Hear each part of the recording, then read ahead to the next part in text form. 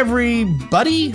Hi, friends. Well, from gorgeous Salt Lake City, Utah. It's Thank God I'm Atheist. The podcast. I'm Frank Feldman. And I'm Dan Beecher. And coming up on the show today, who is Dan? Who is leaving the Mormon Church? Who are these people? We know a lot of people are leaving. We personally know a few who have left. And maybe are some. But some researchers had a similar question and they looked into it. They did a survey and we're going to be talking about it on the second half of the show. Droves. I would say it's droves that they are leaving in. It's a remarkable shift that's currently taking place. And something that is tangible here in where we live in the state of Utah. Yeah. So, and let me tell you something. It's the good ones that are leaving. So, like, what's left is getting yuckier. Like, if you think Mormons are yucky now, it's only getting worse. Like, the good people are bailing, and it's sludge. It is sludge that is remaining. Yeah. Yeah, it's going to be one nasty little cesspool when it's all done.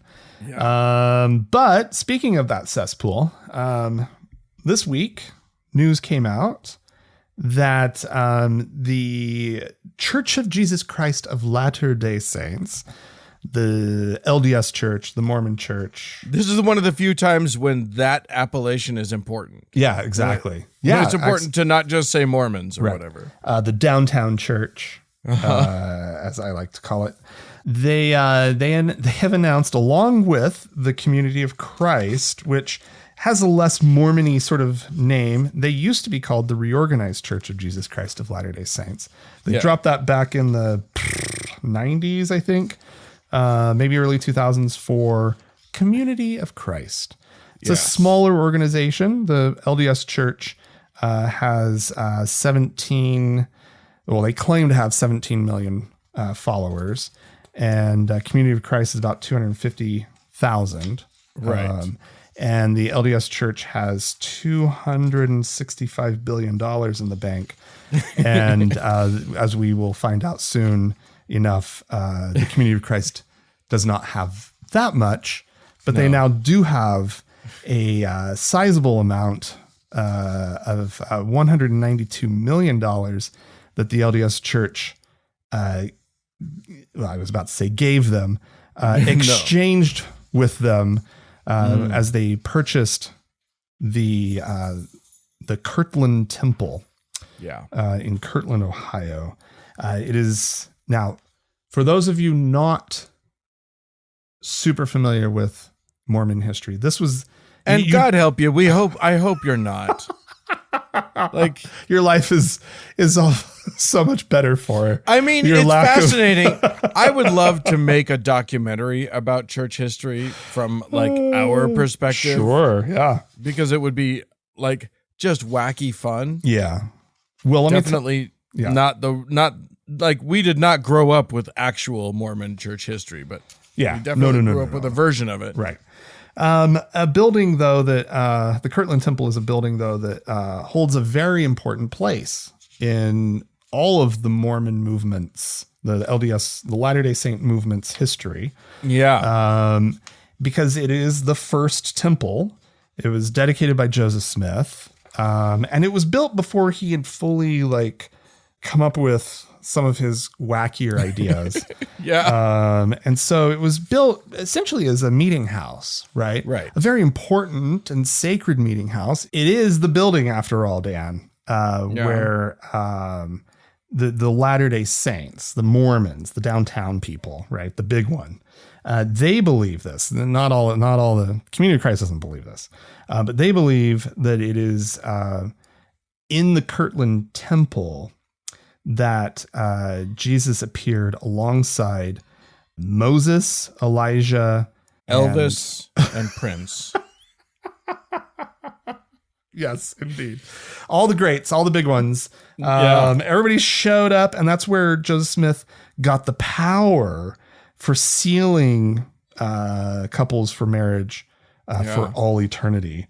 And so the dedication, that wasn't, I guess, at the dedication, that was shortly after the dedication. But the dedication itself, Dan, a 7-hour extravaganza. Oh my goodness. They probably did a Hosanna shout and everything. That's where it started. Yeah, they did the Hosanna shout. They sang "The Spirit of God like a fire is burning." There was a 2.5-hour sermon by Sidney Good Rigdon. And then Joseph Smith offered the dedicatory prayer. And then Brigham Young broke out into tongues. He spoke in tongues. Oh, wow. That is not a Mormon thing. That is not common. But he was feeling it that day. That was such a big day. So, yes. I mean, after 2.5 hours of being preached at and like a whole bunch of other boring shit, I can imagine I would be speaking in tongues too. Like it would just, yeah. Well, and Sidney Rigdon, I don't think was the charismatic one. Right. So, right. Yeah. He was exactly. So that was a little, boy, if you got that one, everyone. Yeah. 7 hours. Come on, man. That's you're killing me. Listen, 7 hours it is like 24 hours. 7 hours of Mormon time is like 24 hours of like normal person time because it is. Mormons are extra boring. Woo, yeah. Well, anyway, $192 million transferring from the downtown church to the Community of Christ. Yeah. They're getting a lot for it, though. I mean, it does feel like maybe they overpaid. They have been vying for this thing for fucking ever. They've been wanting the Kirtland Temple. Kirtland. Which one's the Costco brand? The Kirtland Signature Temple. No, they've been coveting this thing, right? And one of the things that came to mind for me was like, because the building's not in great shape, right? Because the Community of Christ just doesn't have the resources. They're not terribly off, but they're not $265 billion strong, right? No. And they, so the building apparently is a little bit in disrepair, needs some help. And I just had to start thinking about the time that the LDS Church gave a large chunk of money to the Catholic diocese here in Salt Lake City to help them renovate the Cathedral of the Madeleine here in Salt Lake, which is a lovely, lovely, historic cathedral in town. And they did it as just, the kindness of their heart, right? I know they gave, through the Community Foundation, they gave a bunch of money to the Krishna Temple, right? Down in, I think had to have been the one down in Spanish Fork. And so, like, they have this history of generosity, right? Of helping organizations with their buildings. And I just think it is such a great, it's telling. It's very telling, thank you, about their attitude about the Kirtland Temple and the degree to which they coveted it. That they, through the years, they had been offering and offering and offering. And the Community of Christ kept refusing. They swore. Because the Community of Christ vowed they were never going to sell this to them. Because, look, what we're talking about is competing narratives about the true procession of the of the power of the Mormon priesthood, right? And they both have valid claims on it. Yeah, I think not if you ask anyone from either of the religions, or if you just are centered in reality, right? Well, yeah, but I mean, like Community of Christ arguably has a better claim on the. Because they say that it was that Joseph Smith's Jr.'s. That's the Joseph Smith you all know about. Joseph Smith Jr., that he said that it was going to be his son, Joseph Smith III, who was going to take over, right? There was sort of a blessing that he gave him, and in the blessing, there was a promise that he would someday lead the church, right? And so that's their claim. Yeah. Whereas the Mormons downtown, their claim is that Brigham Young transfigured into Joseph Smith during a speech, and that was that. Yeah. So you all saw that, right? Yeah. Anyway, there wasn't a single diary that recorded that event from anybody that was there that day. It was decades later before the first recorded diary entry telling that story. How dare you? That's the entire basis for that silly lie. But anyway, they got a lot of other stuff in addition, because I mean, seriously, $192 million for a beat up old church is a lot to pay. So they did get some other stuff. They got the Bible that Joseph Smith used during his translation of the good that book. He plagiarized. Let's see, the manuscripts of the Joseph Smith translation of the Bible as well. 7 letters from Joseph Smith to his wife, Emma. A bunch of other stuff. Emma Smith's walking stick.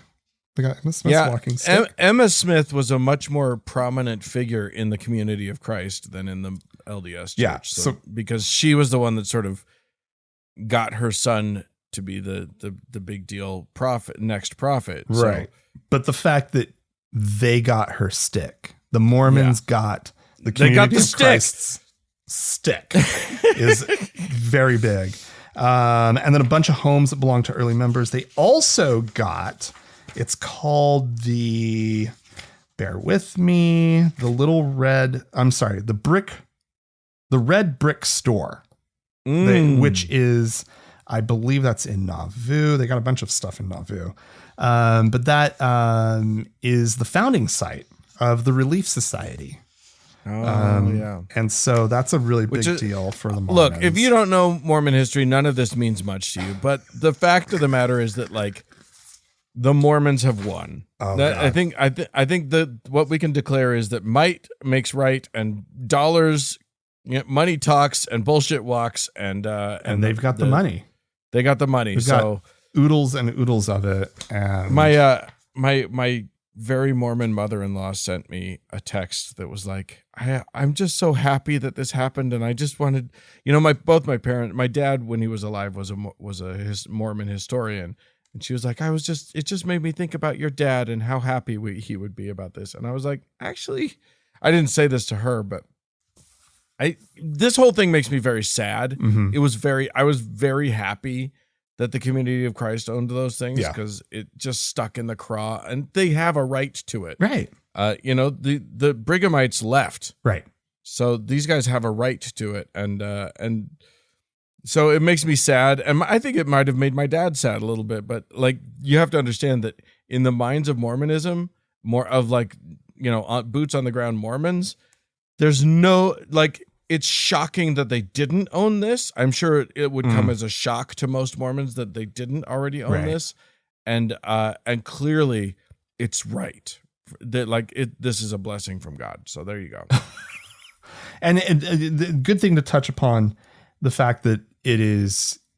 There are actually a lot of people who are sad. The Community of Christ membership apparently is really sad about this. Yeah, it would be devastating. Even though the money is going to be put to really good use, they plan on sort of building up their endowment, and Well, and remember that they have a female prophet. They ordain women, and they accept gay marriage and all this stuff. So they're definitely the better Mormons, and they are the winning Mormons. And they just gave something over to the ones that are not that. The shitbird Mormons. All right, I'm going to move on to Catholics, because they can be shitbirds as well. We don't want to just talk about one group of shitbirds. There's a Catholic news site, and I'm going to use news in as sarcastic of scare quotes as possible, because this is a far right wing conservative news site called Church Militant. Ugh. I don't like that at all. No, it doesn't sound good, does it? It used to be called something like True Catholic something, and the Catholic Church was like, you need to not say that. You're not affiliated with us. Anyway, and also you should see the picture. Like, every article I've found about this has a picture of the founder of Church Militant, a guy named Michael Voris, whose hair, it looks like bad fake doll hair. not like just a little bit fake. It looks like the bad stuff. Okay. It's very fluffy. Anyway. He's no longer okay. So here's the deal. This shitty outlet has now they've been in these are guys who they hate the gays extra good, and they hate they hate the drag queens and all the things that they're supposed to hate.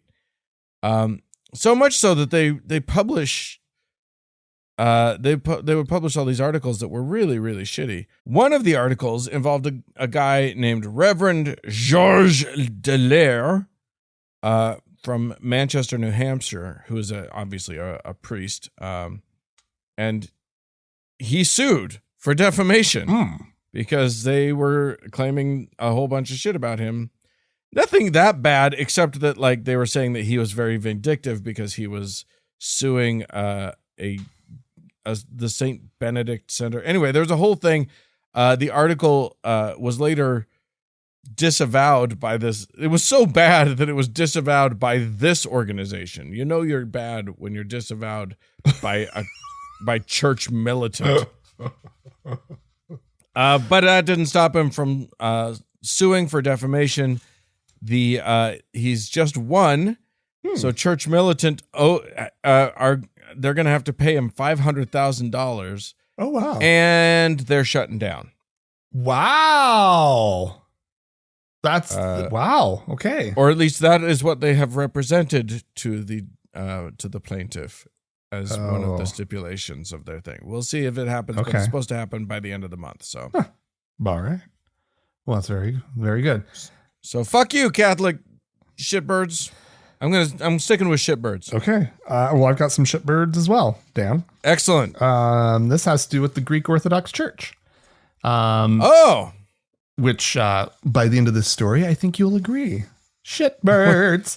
You will recall, Dan, in Greece last month, February 15th, in fact, to be precise, Greece passed a law legalizing gay marriage. And they sure did. And we'd also talked about this in the lead up to it as well. That the fact that the Greek Orthodox Church was none too happy about this. And we knew they wouldn't be, right? But this was the first Orthodox country that had legalized gay marriage. And so they had they've had a big old response about the whole thing. They've called the decision demonic. And they have demanded the prelates of the church. The prelates? Prelates? Okay. Yeah, I think so. The prelates? Okay. The prelates of the church have demanded, Dan, that punitive measures be taken against the members of parliament who voted for this. And, well, some local clerics have decided to do that exactly. They have banned, this is on the island of Corfu. Okay. Where the local clerics have banned 2 members of parliament from participating in religious rites. They accuse the members of parliament of committing, quote, the deepest spiritual and moral error. For us, these 2 deputies cannot consider themselves active members of the church. We exhort them to repent for their impropriety. Failure to do so, apparently, will automatically result in the lawmakers being excluded from the Christian rite of communion and other church events. You don't get to eat our bread. Believe me, there's better bread than your bread, guys. Right. And let's see, the church's governing body, the Holy Synod. So this is now on a national level. They have announced that their Orthodox Sunday services, that's on the March 24th. So that's coming up. This is apparently one of the holiest days in the Eastern Orthodox calendar, right? Is this Orthodox Sunday. These services will not be held, as is the tradition, in the capital's cathedral, but in a smaller church where the president, Katerina Greeks and your last names, Sakalaparopoulou, she won't be there. She has not been invited. They will not hold Orthodox Sunday with her. No Sakurapatakathus for you.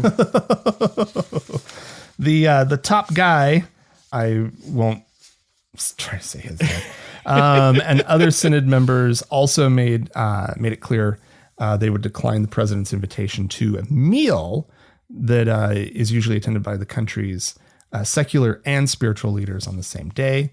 One cleric apparently said that the archbishop has been, quote, distressed by the news that Sakalaparopoulou, which is everyone, it's so wrong. It's so wrong. That's not her name. I'm so sorry. Had attended a celebratory dinner with government officials after the vote. Apparently she went to dinner to celebrate after the law passed at a restaurant that was owned by members of the LGBTQ plus community. Fuck you. He's distressed about that, Dan. And let's see, an open letter from a bishop says our Orthodox Church is under siege. A revolution should not be called, or should be called, against all those diluting the law of God.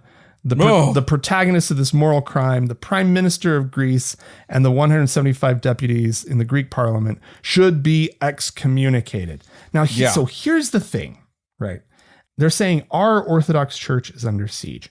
No, it's not. The government changed a law, a secular law that affects all of the people in the country, whether they are members of your church or not.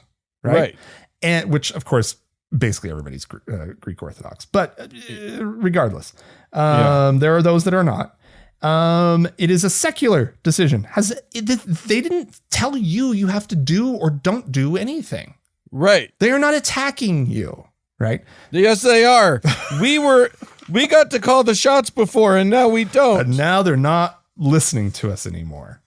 And it's how dare they? And apparently the public is split still in Greece on this issue.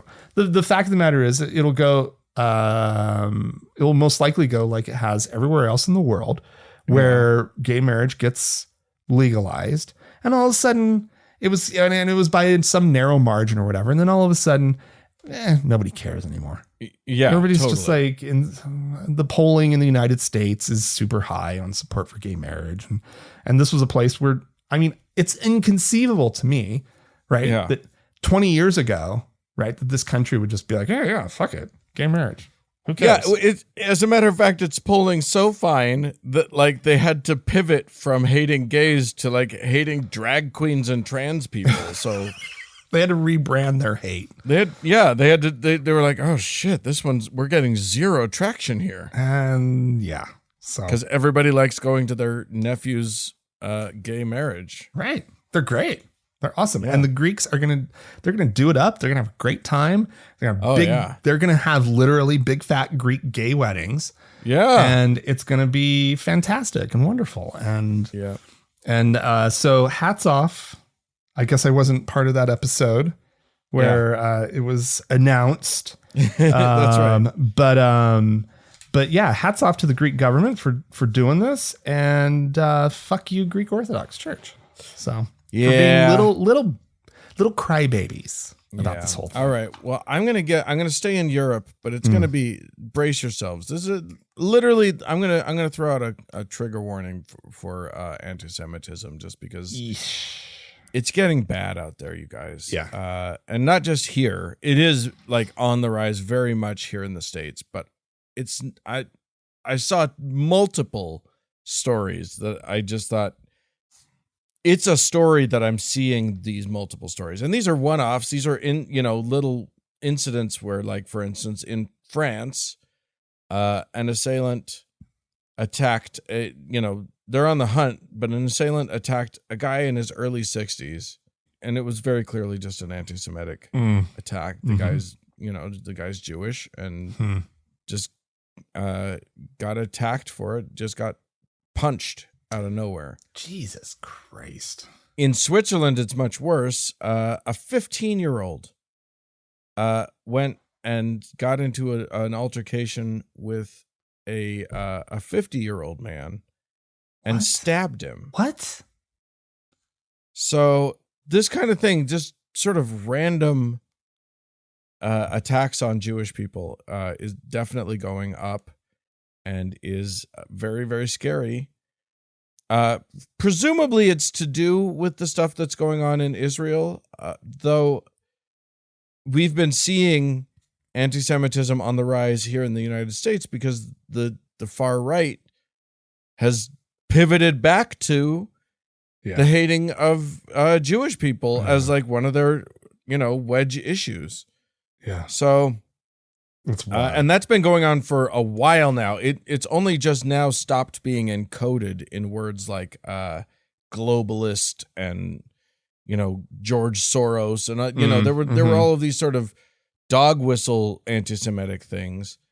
But now it's starting to just be out in the open, and it's very bad. And, when teenagers are doing it, that they're being taught that by somebody. So not great, and not just here. So we need to be very much on the lookout for that. All right. Well, the world descends into chaos. Yep. Thanks, Dan, for that. You're very welcome. I warned you. So now let's start digging ourselves back out. Yeah. I don't really have anything to say about all that. Sadly. All right. Dan. Yes. Here's some good news. Good. This is good news. Good. Thank God. Good. Right on the heels of that, it's mostly good. Let me also kind of just say that. It's no news is just good news anymore, guys. There's always and then the other shoe drops. But the shoe that drops is not huge, I don't think. For this one, but it's there. This has to do with the recent announcement from the Biden administration that has about a rule change that addresses religious liberty protections in sort of any organization that is providing social services with government money, right? If they accept any government money, they have to abide by the federal government's rules, right?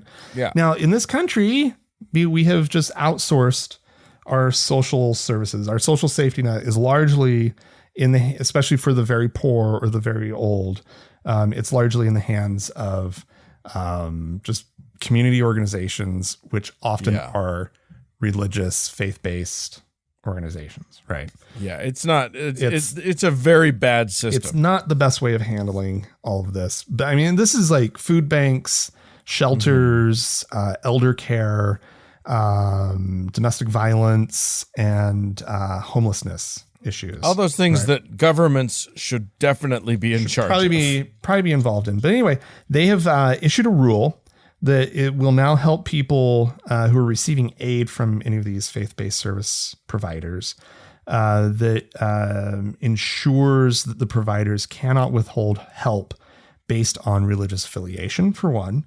nor can they require beneficiaries to participate in any religious activity in order to receive help, which I have personally witnessed a van pull up outside of where I used to work, which was kind of near a hotbed of sort of homelessness and whatnot, very close to one of the soup kitchens downtown. And a van pulled up, set up their little pop-up tents, put out some tables, set up a little food line thing.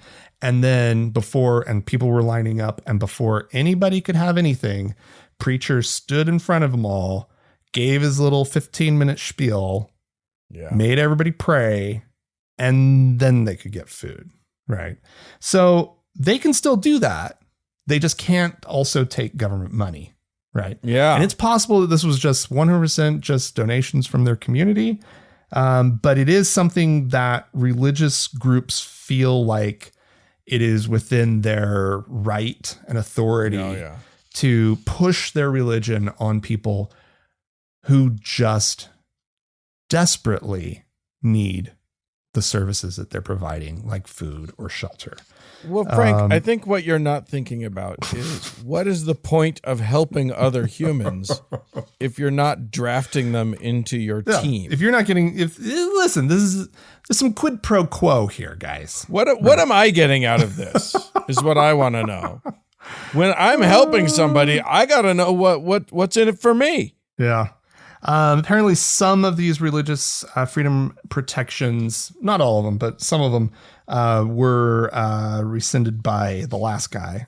It also affects people that were searching for a job, receiving job training assistance, so forth and so on. Now, this is the part that maybe it's bad. I'm not sure.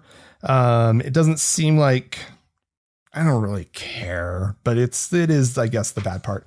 These new rules clarify that faith-based organizations should be able to compete equally with secular providers for awards while keeping their religious character. Right. So they're firming up the whole, like, yes, we will give you money, and we'll give you the money on equal grounds with the secular providers, but you have to follow our rules, is what they're saying. So they're giving they're taking some, whatever. I mean, it sounds right. This sounds like a good thing. I'm sure that if somebody's going to find a way to just, what will happen is they just don't care, and then they'll dare the government to take their funding away. But I will say this, while it is not a great system, it is the system that we have. And if it helps make it more robust, and gets a little bit more money out there with more services provided. At this point, I mean, yes, let's try to the system should be thrown out and reformed and whatnot. But I mean, this is sweeping. It's did I say that it was like 9 different departments that are affected? HHS, agriculture, education, homeland security, housing and urban development, Justice, Labor, Veterans Affairs, and the U.S. Agency for International Development. So it's really great. Let's see. One of the key protections is a requirement that organizations receiving federal grants for U.S. social service programs this is great, that they inform beneficiaries of their right to not be discriminated against on the basis of their religion. So so they're going to have signs up, or some sort of something that clearly communicates to the people receiving their services that they cannot be discriminated against. They're basically just going to say, they're going to get up over the loudspeaker and say, I'm about to pray. You don't have to listen to get the food. So plug your ears, everybody. Yeah. If you don't if you hate Jesus, I suppose you can choose not to listen. Yeah. And apparently they're also, as far as like government agencies, one of the things they're going to be trying to do is to encourage that these groups aid the beneficiaries in locating alternative providers in their region that are more compatible with their beliefs. Is just sort of part of, hey, like, oh yeah, we need to direct you to a soup kitchen. You know, what are you? Right. Oh, good. There's a Baptist one over there. Or, there's a one over there. Oh, you know what? Those guys, they don't really care what religion you are. That would probably be a good one for you. Right. So yeah, it's, there you go. I think it's some great reform. It's kind of some of that sleeper news that you don't really hear about. Right. But I think that's good stuff. That's nice. So, all right. Well, I'm going to close this off with our friends over at Liberty University, possibly our favorite university in the country. What's the freest? It's in the name. You can't go wrong with Liberty. Although, as we've talked about many times, ironically, Liberty has a very strict code of conduct that they call like the Liberty Way or whatever. That is like, no, I think that is it. It's the Liberty Way. And it's like, you can't do anything that college students want to do. Anywho, one of the nice things, if you want to go to Liberty University, they have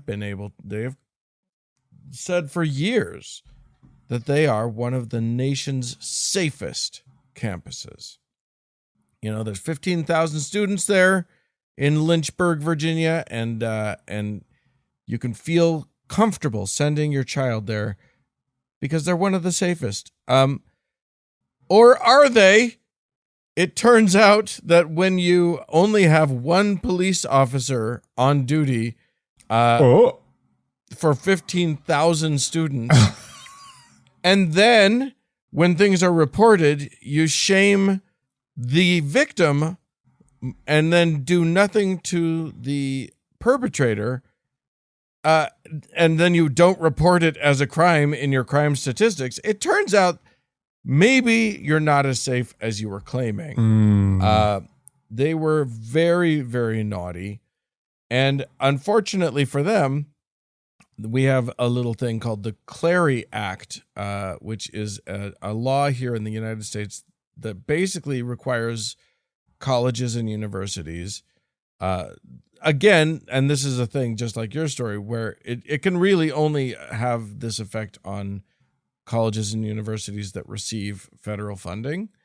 But if the university receives federal funding, there are certain guidelines for how they have to report their and collect crime statistics and data for their campus and notify students. So they ran afoul of this, having done a whole laundry list of bullshit for years and years and years, going back to the time period that was reviewed was from 2016 to 2023. But of course, there's no reason to believe it was any better before 2016. Anywho, they have been charged. They have agreed to pay a fine. Oh, it is the largest fine that has ever been incurred by any institution for a violation of the Clery Act. Really? $14 million. You're kidding me. They have to pay. Whoa. Well, because they're not keeping their students safe. Right. Exactly. Oh God. What hopefully, a wretched organization. Yeah. Hopefully that is enough to chasten them enough to not want to have this happen to them again.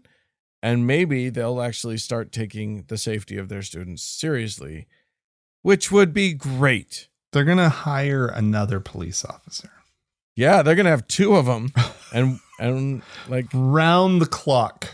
They're going to have, they're going to be putting in some overtime, but yeah, it's absurd. And, there are horrific stories of, women being attacked, and then, the school telling the women that, there was one story that I read about where a woman was raped, and then later it was reported in, their internal filings that she had consented to this because at one point she gave in and allowed the rape to continue for her to protect her own safety. Oh, Jesus. It was at knife point. Oh, God. So that's how disgusting. that went. That's awful. Yeah, not a lot of fun. But a great way to end our segment, isn't it? Just Dan, so upbeat. You've been just a I'm a fucking ray of sunshine, you guys. Just lifting us up, making us feel better, Dan. Well, but we should all feel better about the fact that they have to pay $14 million. That's where you leave this story, Dan. I should have. You told completely it in the wrong order. Flipped it. I told it in the wrong order. Sorry, everybody. $14 million. That's they have to pay. Focus on that, everyone, as we and hopefully things will go better. If you would like to chastise me for not telling my stories in a way that makes you feel good at the end, and seriously, please do. Feel free. You can write into me or us at podcast@thankgodimatheist.com. Or call and leave us a voicemail message and tell us all about it. The telephone number is 424-666-8442. Stick around. There's more show coming up.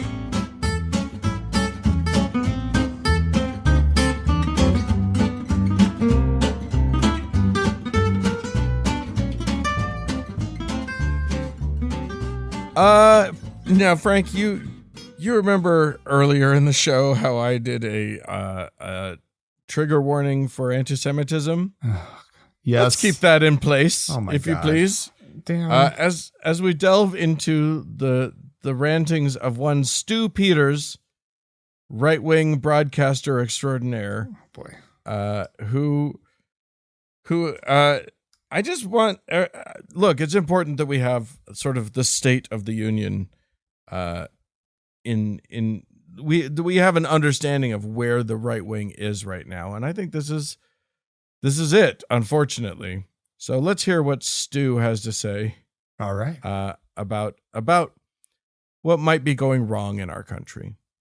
When the whole country is falling apart, you look at, well, who's leading it? And you have all these unelected Jews, and you're like, oh my God, it's all the Jews. And then I go on Alex Jones, and I'm like, look, this is a big problem, the Jews. And then I start digging into it more. And like every conversation that I have, I mean, it could be about food that's bad for you. It could be about what's being sprayed in the skies. It could be about, the dog food that you feed. And everything is Jews. It's all like everything that's going wrong in every sector of life. It's like the person that's leading it happens to claim to be Jewish. And so I like cognitively made the decision, I'm going to try to pull back and not have this tunnel vision. And so it's like, well, these Catholics, oh, good. The Catholics are finally, behind something. These fake Catholics are ruining our country with all of this immigration stuff. And guess who's funding the fake Catholics? The Jews. There you go. Fake Catholics? No, where does that? Well, because if they were real Catholics, they wouldn't be doing the bad thing. If they were real Catholics, they'd be on the unelected Catholics on the Supreme Court. Yeah. Oh my God. It's like those, how? The no true Scotsman fallacy has become like, you can't have a better example of that than real Jews are the ones who do bad things, but fake Catholics. Right. Yeah. That's Catholics. Wow. Biden is a fake Catholic. Oh, 100%. Yeah.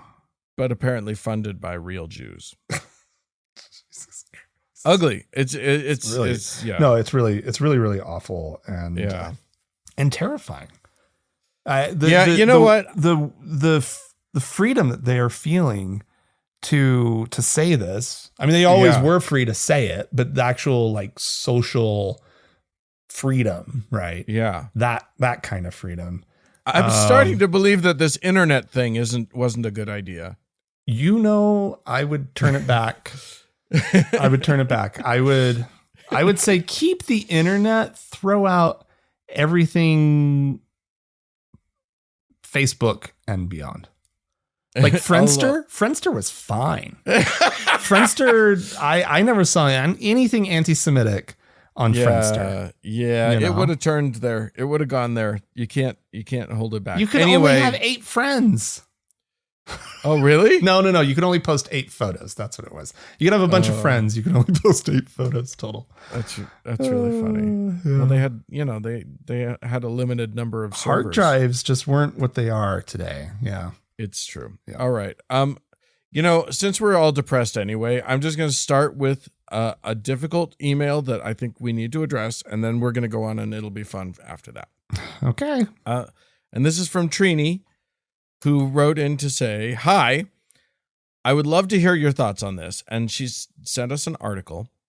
And the article she quotes a relevant moment from the article. She says, maybe it's because I am in California where I have the luxury of a protest vote, but I completely agree with this article that, quote, we won't vote for Biden because genocide is a moral, not political red line. Trini goes on to say, I'm so fed up with genocide, Joe, that I joined as a volunteer for Cornel West's campaign. I think we have to seriously consider a third party because more and more people are vocalizing their unwillingness to support Biden as a result of his refusal to stop sending arms to Israel. I'm not going to go. I just wanted to address this because I think, you and I have come out very forcefully and said you have to vote for Joe Biden because it's like there's no chance that it is any better, and there's every chance that it will be much, much worse with Donald Trump. Right. And I've seen this sentiment being reflected in a lot of, especially young people's thinking. Mm-hmm. And I get it. Again, like, here's the thing. I fucking hate how Biden has been handling the stuff in Israel. I want to see much more forceful dealings from the Biden administration. But Joe Biden is not committing genocide. Yeah, I think that's easy to say. You're not saying that's easy for you to say. You're saying correct, right? Yes. You're yes, agreeing. With just the sort of facts on the ground. Yeah. Like you can Joe call him Biden genocide Joe. is not committing genocide. And I don't Joe think Biden that is not. I don't think he's supporting genocide. I think that he's navigating tricky foreign relations waters that are impossible, right? And while I wish we could hear something from the administration denouncing Israel's actions, because they do. Kamala Harris just called for a ceasefire. Yeah, and I that seems to be kind of a test balloon that they're trying to start go that way. Yeah, but like I'm not going to get into all the rationalizations of like how the Biden administration has been trying to handle this. But you'd be a fool to think that Trump would be any better on this. Personally, I think. Yeah, I have no idea. Neither of those is a good reason to vote for a third party. No, because it's a third party cannot win. We know that Cornel West, and I like Cornel West. Sure, I think he's great. Right. He can't win. Right. He won't win. And if he can't win, then a vote for Cornel West is a vote for Donald Trump. And Donald Trump is in every way worse than Joe Biden. Right. We be disappointed in Biden. That's fine. And I know there's like this, because I heard somebody who was talking about, somebody I know who was talking about voting for a third party candidate. And it was kind of this attitude of like, because some of the things that people in the room were saying were like, yeah, but I mean, essentially what you just said, like the Trump he will destroy this country. Right. And his attitude was basically like, well, maybe that's what it's going to take for things to get better. And it's like, no, no. Yeah. Like nobody wants to live through that. Right. Right. Like things aren't super great, but things, I mean, I don't want to be anyway. Yeah. The fact of the matter is, you're absolutely right, Dan. Trump cannot be the next president of this country. And for our democratic institutions to survive in the way that they currently exist. And also, not for nothing, and I know this one, people may not really appreciate this point either, but like our position globally is really, really important for international order. And it is something that is trying, like the forces in this world are trying to erode America's position. Countries like Russia would love to see a diminished America. Yeah. China would love to see a diminished America. These are not countries that you want to have more influence internationally. And for all of America's faults, and they are manifold. Yeah. You don't want these bad actors you do not want claiming more power on the international stage. And you do not want America to cede its influence internationally at this point, right? Like this can be a long-term goal. Like let's turn it over to Europe. I think that would be great. Right. Yeah. Like Americans clearly have fatigue on this issue. Yeah. Right. Yeah. We don't like our foreign policy, but our foreign policy is what maintains the current order. And Biden is a vote for a Democrat at this point in the presidency maintains that order. A vote for Donald Trump or a Republican seeks to erode that influence and that power. and whatever is caving to like the whole Russian disinformation thing that like it turns out that like has been all through like the Republican. You heard this one came out this last week or 2 weeks ago, right? That their disinformation has been educating the Republican, like the Republican Party, like officials in the party, elected officials in the party, their actual stance on issues. And it's just like, fucking hell. Right. Yeah. Like, this cannot be where this country's going. Not now. Not now. And it's just an absolute fact. It doesn't, I know how much you align more with your third party candidate. Yeah. But you just have to understand, it doesn't matter what your moral compass says. A vote for Cornel West is a vote for Donald Trump. Yeah. It just jumps directly over Cornel and onto Donald. It's just, that is a direct vote. Yeah. So think of it that way. It's the only actual way to, anyway, now we're going to get 1,000 different emails. It's the emails, only actual way to think, Dan. We've I don't know. That's not what I really meant to say. I stopped saying that sentence. So if it didn't complete, then it doesn't count, and we can. I know, but it was hanging in the air, and I just wanted. I know. Yeah. But yeah. We should move on. Let's have some more fun stuff. So, Alexandra wrote into us. This is about the IVF thing, the whole in vitro fertilization thing, and the shit that happened down in Alabama about it. And Alexandra says, just a few bizarre complications I've thought of now that embryos are children. IVF clinics often store frozen embryos off-site, sometimes in other states. So now are they involved in interstate child trafficking? Do people who have frozen embryos in storage get to claim them as dependents on taxes for other benefits? Sure. Which I feel like, yeah, why not? Frozen embryos can be safely stored for more than a decade before successful implantation. So now some 11-year-olds in Alabama can buy and drink alcohol, and 6-year-olds can get a driver's license. Oh, golly. Seems like the logical conclusion. I would wonder if embryos are falling behind in school since they can't read even at 10 years old, but it's Alabama, so that's pretty much at average for their education system. Oh, shots fired, Bama! Wow. Yeah, well, they should be issuing certificates. I mean, right? I mean, they're not birth certificates, but like embryo... Like fertilization certificate of fertilization. Yeah.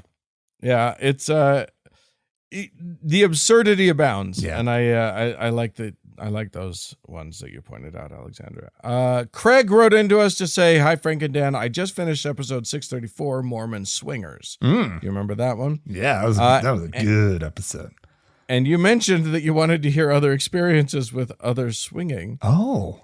When I was a younger gay guy in Salt Lake, we'd use Craigslist to find other people to hang out with. Wow, yeah. Because this was before the apps. Yeah. You young people don't know that there was a time before apps. There were frequent posts from guys who would only meet other guys if they were worthy LDS recommend holders. What? It was a bit cringy, but on the same level as the posts from down low guys, quote unquote down low guys, which almost certainly meant that they were cheating on their wives. Mm-hmm. So anyway, I once got invited to a private Yahoo group. This would be a chat room, Right. or something, and they were organizing a garment party at a downtown hotel. You had to present your up-to-date temple recommend. What? This is all like deep Mormon speak, but like you have to like temple recommends you have to like be worthy of, and you have to be like not gay. That's one of the things you have to definitely be. Anyway, Craig says, I decided not to go, but always wondered what an underground Mormon member in good standing orgy would have been like. Ugh. That's amazing. Well, I still know guys who have garment fetishes. yeah, that's a thing.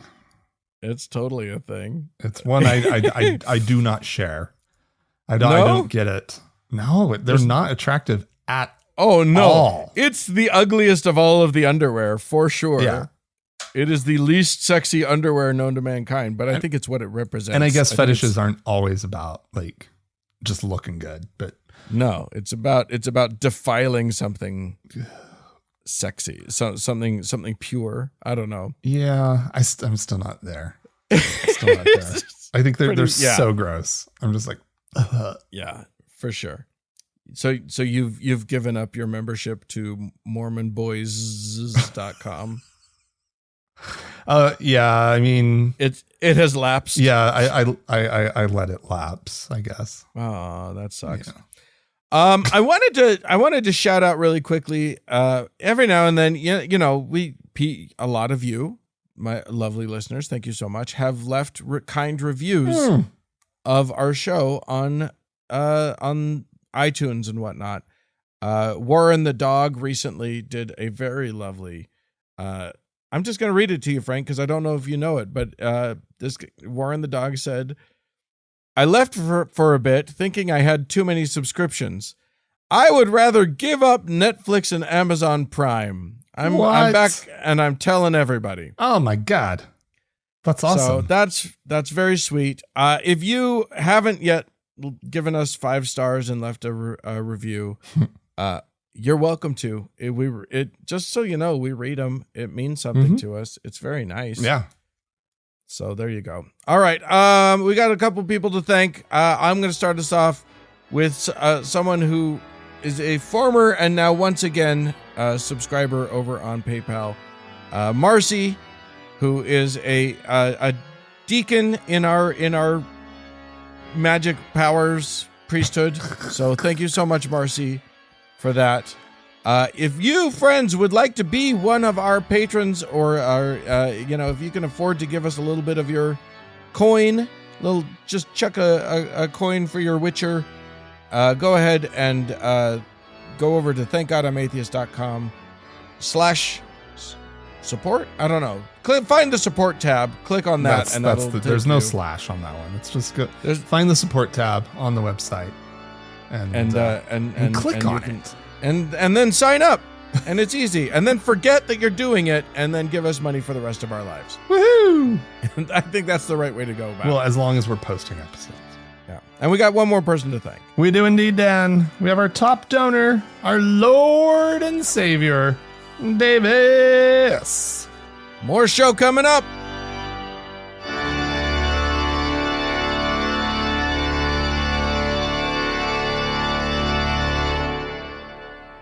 Well, Franklin, Dan, we're going to close out on some of the best news that we have, which is that people are leaving the Mormon Church. But I'm confident, Dan, you're going to find the sour note in here somewhere. Right around the 10 to 15 minute mark in this conversation. They're leaving the Mormon Church and joining the KKK. Oh, they're also really anti-Semitic for some reason. Yeah, for some reason. Nope, actually, that's not the case at all. The news, from my perspective, is kind of all good here in terms of this new survey that just came out. This was done by Messrs. Josh Coates and Stephen Cranny. I don't know who they are, but we're looking into the phenomenon of the LDS Church just hemorrhaging members, right? Especially here, right? And so they wanted to figure it out. They're from the B.H. Roberts Foundation, and so they did an old school method for this, which was that they sent out like postcards, which is so crazy. Postcards and targeted Facebook ads, apparently. Yeah. Just to get a handle on what Exmos are who are you guys? What's going on with you people? So here's what they discovered. To everyone's shock and surprise, the gays are leaving the Mormon Church. That I don't understand that one. Why? That just does not make sense to me. Stay. They say that, that God is cool with my. Well, wait, no, they don't say that it's cool. No. but they're like they accept the members who are experiencing same-sex attraction as long as Right. they don't act on it. Right. And they're totally feel, oh yeah, you're gay. Well, just don't be gay. Right. Just either Don't do have gay. sex with someone to whom you are not fully attracted. They have backed off on that advice. Yes, That used to be the advice, but I think that's one of the options open to you. That is- or you can yeah. just be a virgin forever. Yeah. You can just never have sex ever for the rest of your life, which some people are doing, which makes me very sad. But I think a solid percentage of LGBTQ Mormons are just leaving, and that's Yeah. lovely. Thank God. Those are the. Yeah. Though I applaud it. Thank you. Thanks for leaving. Yes, please continue. Mm-hmm. Another nice stat is how many Mormons are leaving because they just their belief in God. Yeah, no, they have figured it out. Woohoo.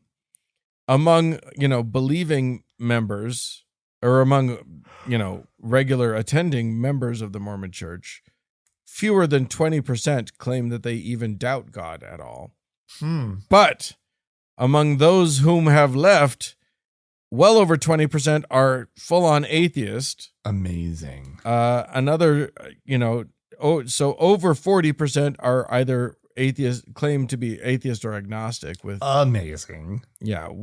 So there you go. They're not believing. The next highest thing is they have some like nebulous belief in a higher power, but they don't. Yeah. Whatever that means. Whatever that means. But more ex-Mormons are atheist and agnostic than the general societal concept of nuns. Yeah. Oh, totally. So that's good. And you have to figure a lot of those belief in a higher power are nuns, Yeah. right? Even the believes sometimes one. Yeah. Although believes in God sometimes. Oh, okay. Believes, Which is so funny. Like wild. some, like occasionally I'll believe, Yeah. just on a night out, it'll just be fun for shits and giggles. Yeah. We'll be believers for the night. And that's a good time. But Dan, that's 70% of ex-Mormons are believe sometimes in God, belief in a higher power, agnostic or atheist.